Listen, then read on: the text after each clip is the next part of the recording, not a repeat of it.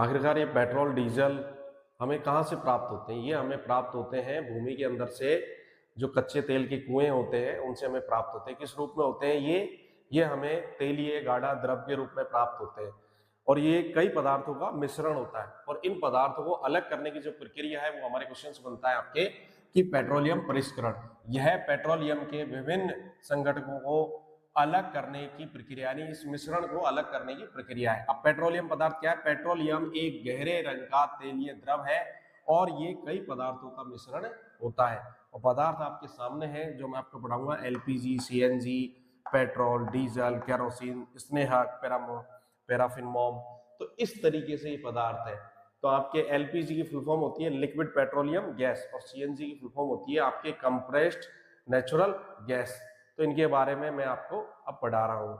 आप एक से एलपीजी क्या है? पेट्रोलियम परिष्करण के द्वारा प्राप्त हुआ एक पदार्थ है जो ईंधन के रूप में काम आता है। कहाँ काम आता है? हमारे घरों एवं उद्योगों में ईंधन के रूप में। अब एलपीजी की फुल फॉर्म क्या होती है? आपके लिक्विड पेट्रोलियम गैस, इसकी फुल फॉर्म्स है लिक्विड पेट्रोलियम गैस। इसके बारे में एक दो क्वेश्चंस और बनते हैं कि एलपीजी के मुख्य घटक क्या है। तो इसके मुख्य घटक तो है ब्यूटेन और प्रोपेन, पर ब्यूटेन मुख्य घटक के रूप में जाना जाता है।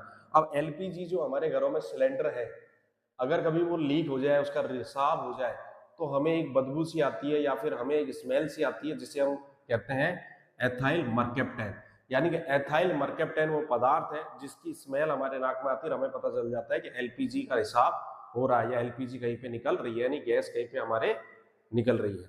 फिर है आपके सीएनजी, वाहनों में ईंधन के रूप में। इसका मुख्य घटक होता है मेथेन और ये स्वच्छ ईंधन के रूप में जाना जाता है क्योंकि इससे क्या है, पर्यावरण को प्रदूषण कम फैलता है।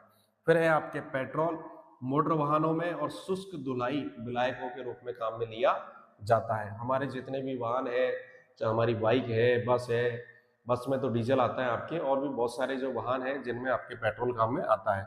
डीजल बाहरी मोटर वाहन जैसे कि ट्रक है, आपकी बस है या कारें वगैरह है डीजल की कुछ, उनमें आपके डीजल काम में आता है और बिजली जनरेटरों को चलाने में भी डीजल काम में आता है।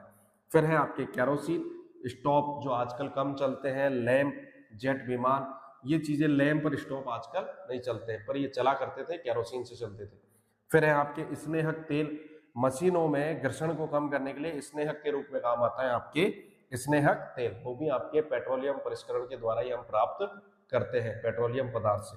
फिर है पैराफिन मोम, मोमबत्ती, वैसलीन, मोमबत्ती जो हमारे दिवाली को हम लाते हैं और वैसलीन जो सभी सर्दियों में लगा रहे हैं, ये सब भी हमें कहाँ से प्राप्त होते हैं? पेट्रोलियम पदार्थ से।